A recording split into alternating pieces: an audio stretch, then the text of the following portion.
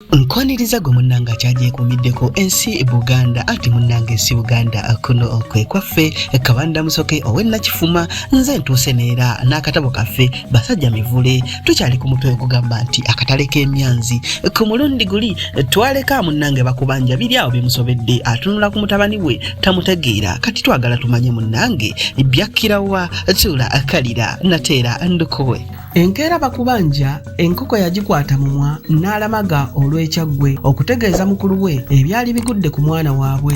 Ddiba yali atudde ku ntebe nga ne Zirobola ali ku kaliba afuka caayi. Awo nga ku ssaawa 5 Ddiba yali ayasa maati okusuula akatundu kagonja mu kamwa. Bakubanja n'ayita nti abeewaffe. Ddiba okuyisa amaaso mu ddirisa nga mutoowe eno ng'asituka ng'ayaniriza muganda we. Zirobola naye yeejazze tulaba ku ki tulabira wa nga yameze ku mimwa naye wakati ddala mu kabuguutano ak'ebbugumu katyo. Bakubanja we yakatemera banne nti ewaffe si nnungi omulenzi Mivule. Abantu abataategeereddwako mayitire baamukubye ne bamuleka mu kkubiro. Ebigambo ebyo okugenda okuggwa nga Zirobola amagezi gamuweddeko ng'ayombera gy'asaka mukazi wattu nga buli kyakwatako kiringa ekyokya. Eyali atudde n'asituka n'atuula agaabwe nga bwe gatava wala. Mukazi wattu n'agakaaba. Ddiba n'abuuza munne amubuulira ebintu byonna nga bwe byali kyokka nga Bakubanja tasobola kubitebya nti naye yawulira bifisse. Naye ekyazzaamu Ddiba amaanyi kwe kutegeera nti Mivule yali mu ddwaliro. Bakubanja yannyonnyola embeera omulenzi gye yalimu n'amutegeeza nti Mivule bannange ne bwe batuuse ku kintu ekikulu bwe kityo awaganyadde nnyo ensangi zino. Omwana yeewaggula n'agaana n'okubaako kyawulira. Mbuuliridde omwana naye muvuddeko bukumbu. Mivule tasiiba waka era ebiseera ebisinga adda matumbi ga budde. Ddiba bwe yawulira ebyo n'ajjukira ebigambo omusomesa bye yamugamba ku mwana we oyo. Ebiyengeyenge ne bijja, caayi baanywawoze n'amatooke baali ag'akakoolakoola ne basitula okulaga emityana mu ddwaliro. Zirobola yasigala abuna bifo nga ne kyakola kibuze. Yategeezaako ku banne naye ng'abamu basunga busunzi kubanga ejja liri Ddiba liyawa mutabani we nga terinyumizibwa bunyumizibwa.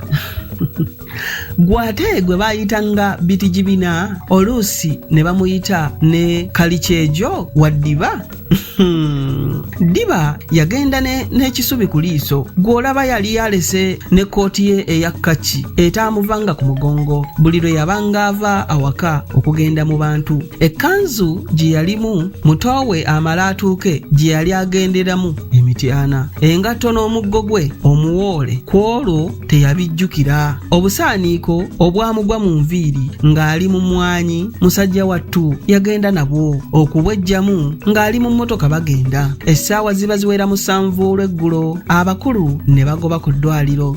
Baasanga abalwadde babawa mmere nga ne Mivule amaze okufuna eyiye atandika okulya. Ddiba omwana we baamulaga mulage kubanga engeri gye baali bamusaabiikiridde ebiwero nga tayinza kumumanya. Ddiba yatunuulira mutabani we n'amusobera naye ezziga ly'ekisajja liva wala. Ddiba yakoteka omutwe n'akaaba. N'omulenzi yalaba kitaawe agakaabye naye n'agakaaba. Bwe gwatuuka awo Mivule emmere gye yalina mu kamwa yamira nnamba. Eyali mu ngalo n'agizza ku sowaani. Ebyokulya n'abivaako. Mivule yannyonnyola kitaawe byonna ebyamutuukako. Omukulu n'anyeenya omutwe ng'embuzi etenda enkuba. Singa Ddiba baali bamukkiriza okusula okumpi awo n'omwana we yandisuzeewo naye okuva omulenzi bwe yali teyeetaaga mujjanjabi Ddiba yagenda ewa mutoowe gye yavanga buli lunaku okujja okumulaba. Ddiba yamala ennaku 6 beddu mutabani we ze yamala ku kitanda nga tayisa kisanirizo mu nviiri yadde okumwa ebirevu. Ddiba yamanya gulo limu nti enkeera Mivule baali bajja kumusiibula mu ddwaliro. Bw'atyo okuva ewa mutoowe